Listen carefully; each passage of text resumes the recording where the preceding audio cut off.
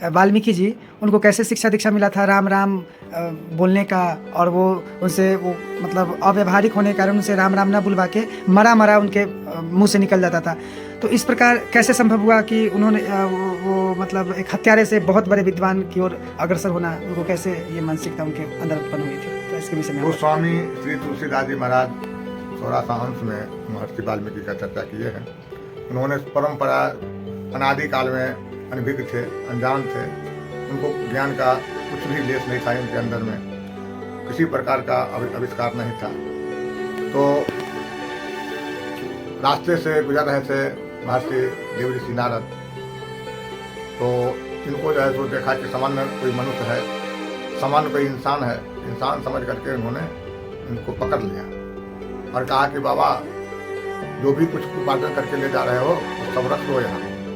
बाबा का तो उपार्जन भगवत भजन ही था, अन्यथा भौतिक चीजों का तो पसंद करते नहीं थे। तो उन्होंने जो है सो माला जब करते हुए जा रहे थे, इनको पकड़ करके पेड़ लगा करके बांध दिया। महर्षि देव ऋषि ने कहा कि भाई क्यों तू बांध दिया है? कहा मैं बांधूंगा नहीं तो तुम सामान जितने भी लाए हो, कहीं से भी लाए हो उपार्जन करके, तुम दे नहीं सकते हो, इसलिए तुम सब सामान दे दो और चले जाओ। फिर उसने मन में दुविधा आ गया, चढ़ाव उतरा हुआ उसका मन का। उसने कहा सचमुच में लगता क्या है, मेरे पास तो कुछ है ही नहीं। तो उसने जो है सो महर्षि नारद जी ने कहा कि तुम जितने अधर्म कर रहे हो, छीन छोड़ कर रहे हो, लूट खसेट कर रहे हो, किसी को दिल को दुखाते हो, यह किस जन्म के लिए कर रहे हो? तुम्हारा कौन जाएगा साथ में? इतना जघन्य अपराध जो कर रहे हो, जघन्य पाप कर रहे हो, इसका प्रायश्चित कब होगा? कौन करेगा? किसने तुम्हें जो है सो तुम्हारा पाप का भागीदार होगा? उसने मूर्खतावश जड़तावश उसने कहा कि महाराज ये सब भाषण मत करो, ये सब उपदेश की यहाँ जरूरत नहीं है, यहाँ पैसे की जरूरत है, व्यवस्था की जरूरत है। महाराज देव ऋषि नारद ने कहा कि मेरे पास तो सिर्फ राम नाम का ही व्यवस्था है, दूसरा कोई व्यवस्था नहीं। तो इन्होंने कहा जाकर तुम अपने पिता से पूछो, माँ से पूछो, तुम अपनी पत्नी से पूछो, तुम अपने पुत्र पौत्र से पूछो, तुम अपने सगे संबंधी रिश्तेदार से पूछो। तो कहा कि बाबा जी तुम तो भाग जाएगा, पूछने पाछने में लग जाएंगे, तब तक तो तू निकल जाएगा। कहा कि नहीं नहीं, तुमको यदि डर लगता है तो ऐसा डरो नहीं, हम निकलेंगे नहीं। तो उसने अपने संतुष्टि के लिए महाराज को किसी वस्त्र के द्वारा रामनामा को लेकर के उन्होंने पेड़ में लगा करके बांध दिया। और उसके बाद अपने पिता से पूछा कि पिताजी मैंने लूट खसेट करके लाता हूँ, अर्जन करके उपार्जन करके, उसका पाप का भागीदार कौन होगा? कहा बेटा हम तो पेड़ पौधा लगाए हैं फल खाने के लिए, यदि पेड़ फल नहीं देगा तो रहने से क्या होगा, नहीं रहने से क्या होगा?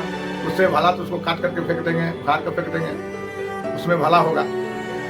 तो यही बात कहा। फिर वो अपने माँ के पास गया, माँ भी वही बात कहा कि पेड़ पौधा लगाता है छाया में रहने के लिए, अब तुम चाहे अपराध करके लाओ, लूट खसेट कर लाओ, उससे मुझे कोई लेना देना नहीं, तुम तो लाते हो, हम लोग अपना खा रहे हैं, जी रहे हैं। उसके पत्नी से पूछा, वही बात बताया, पत्नी भी वही बताया, पुत्र पौत्र भी। उसने मन में सोचने लगा कि भाई तो मैं तो कर चुका हूँ, बहुत बड़ा अनजानवश मैंने पाप कर चुका हूँ। तो पाप जान करके करो, अनजान करके करो, वो तो भुगतना ही पड़ेगा। पाप का परिणाम होता है दुख, और पुण्य का परिणाम होता है सुख, इसीलिए अब तो उसको दुख भोगना है। उसने आकर के बाबा को रामनामा से बांधे हुए था, उसको खोल दिया। कहा बाबा अब तो हमने अनजानवश इतना बड़ा अपराध कर दिया है, अब मुझे ये अपराध, ये कष्ट में से ये हम कैसे दूर होगा, ये जो है सो पाप कैसे कटेगा? तो बाबा कहा कि ऐसे नहीं कटेगा, तुम सिर्फ राम राम जपो, राम राम कहो। तो सत्य रत्नाकर ने राम राम जपना शुरू किया, लेकिन कभी राम राम जपे हुए अभ्यास रहता तभी तो राम नाम जपा होता। आदत तो उसको बनी नहीं थी, आदत लगी नहीं थी, इसलिए जो है सो वह राम राम के बदले में मारा मारा करने लगा। बाबा कहते थे कहो राम कहो, देव ऋषि नारद कहते थे राम कहो, तो कहता था रत्नाकर की मारा, अरे राम कहो तो मारा, अरे राम कहो तो मारा, क्योंकि मार काट करते करते उसका अभ्यास बन गया था, मार काट करने का, मारा मारा करने का आदत पड़ गई थी। इसलिए बाबा कहे कि तुम मारे मारे करो। तो उसने मारा मारा करते करते उल्टा नाम जपे जगदाना, वाल्मीकि भय ब्रह्म समाना। उल्टा नाम मारा मारा करते करते मारा जपते, बिगड़ी सुधरी कवि कोकिल की, अगज की गणिका की अजामिल की, चली गई चल चूकी। मारा मारा कहते हुए महर्षि ये रत्नाकर से महर्षि वाल्मीकि जी हो गए। और वह बहुत बड़े अधरंग मधुरंग चरितंग मधुरंग दलितंग मधुरंग और वाल्मीकि मधुरम मधुरेश्वरम वाल्मीकि कोकिलम, ये कोकिल कवि से माने जाते हैं। सब कोकिल तो सब कवि है, कोई कवि कुलभूषण है, कवि कवियों का शिरोमणि, सब कवि हैं, लेकिन महर्षि वाल्मीकि जी ने ये कोकिल कवि कहा गया है इनको। और मधुरम मधुराक्षरम, श्री राम नाम बरानंदन, मधुरम मधुराक्षरम वाल्मीकि कोकिलम, मधुरम मधुराक्षरम अर्थात उनके मुख से मधुर स्वर से श्री राम नाम का आवाज निकला, इसलिए मधुरम मधुराक्षरम अर्थात उनका आवाज जो थी वह मधुर थी और उनका अक्षर जो निकला वह मधुर अक्षर निकला। मधुरम मधुराक्षरम अर्थात वाल्मीकि कवि कोकिलम अर्थात वह कवि हैं, कवियों में कवि कोकिल से पुकारे जाते हैं, माने जाते हैं।